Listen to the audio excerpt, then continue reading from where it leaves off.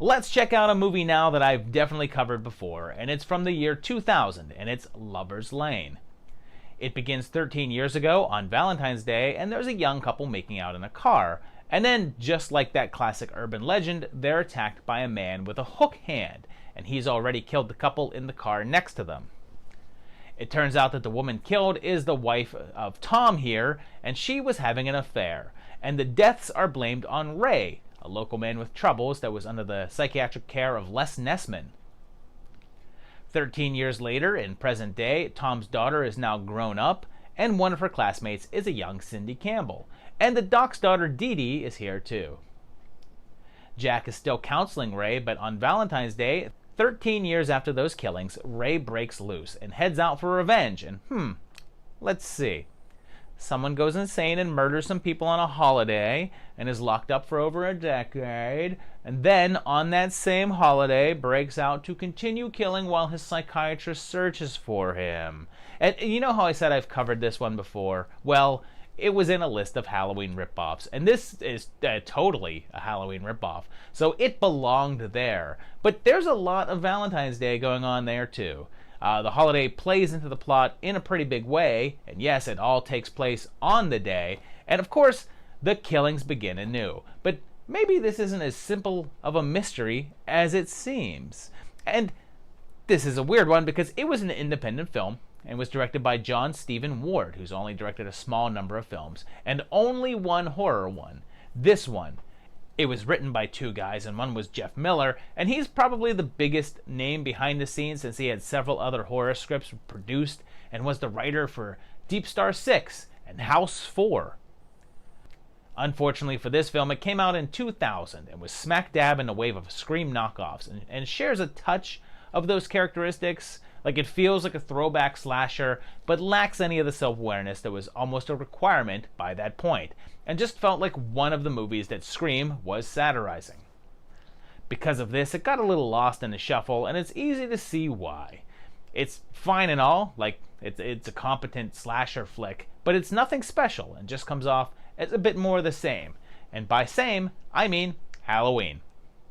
Let's wrap this one up with one that I know really keys into the holiday, and it's 2001's Valentine.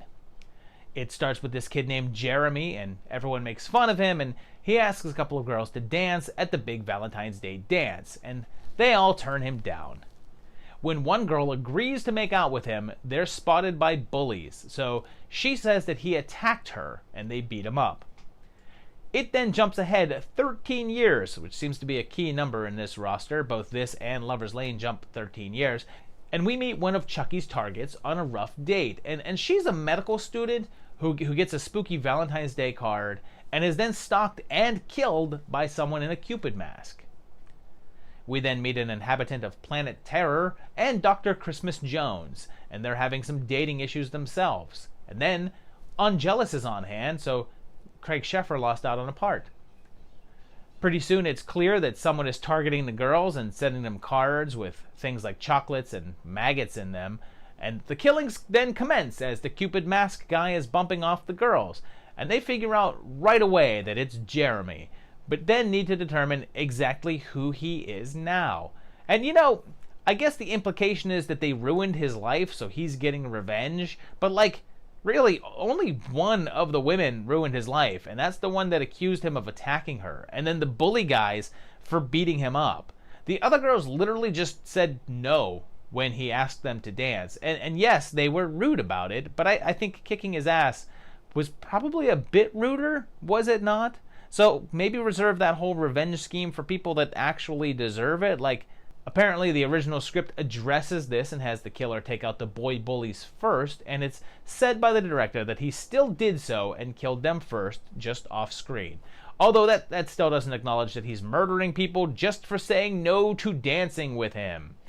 And this came out in 2001. And you remember how I said that Lover's Lane came out a little late in the whole Scream knockoff cycle? Well, this was a year after that. It was directed by Jamie Blanks, who had some success in this realm with the first urban legend movie, and that was a pretty big hit. But this one was not. Critics overwhelmingly panned it, and it's sitting with an 11% on Rotten Tomatoes, and it didn't perform at the box office, bringing in around $37 million on a $29 million budget. It's not bad, but it's certainly no Scream. On the plus side, it did get nominated for 3 Teen Choice Awards, which, as you know, is a hotly desired indicator of cinematic success.